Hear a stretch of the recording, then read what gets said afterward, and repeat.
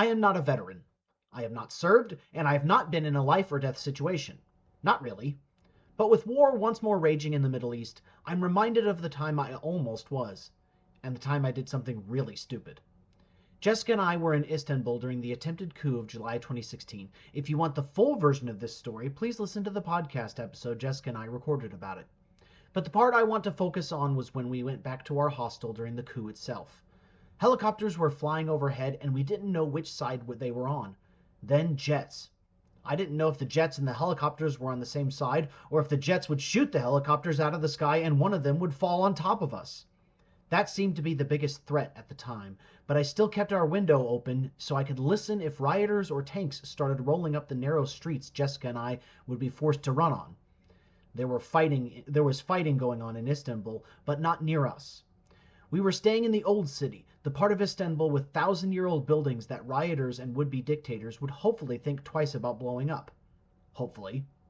But a jet flying in the dark wouldn't necessarily know that the helicopter he was shooting at was hovering over the Blue Mosque, or that his air-to-air missile might malfunction and slam into the Hagia Sophia. That's a 1,500-year-old building, by the way, and while its Roman builders built it to withstand earthquakes and even the occasional peasant uprising, I doubt they factored sidewinders into their blueprints. Most of the people of Istanbul live further away from the old city, since you can build nice new apartments out there, which meant that most of the riots and fighting took place a safe distance away from us. But not that safe.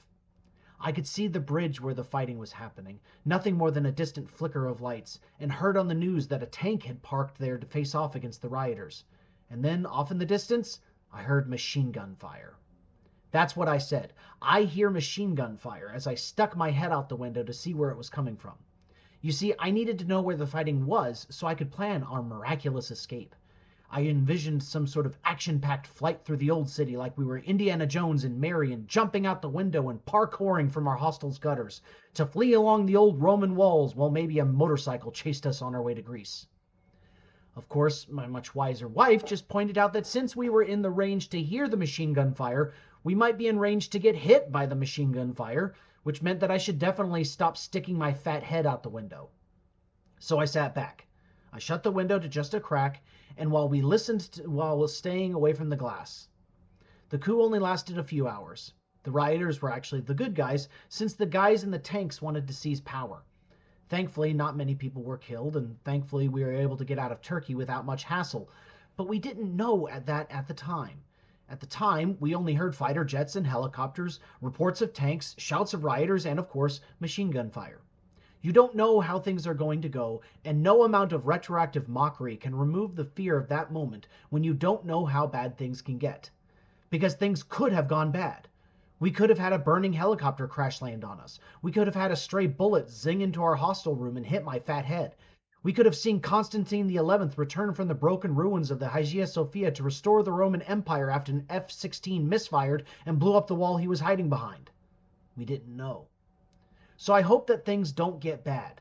I hope we can all laugh about this. I hope we can realize that us sticking out our head at hearing machine gun fire was a dumb thing to do, and that we never have to resort to the drastic steps that made us consider sticking our heads out in the first place.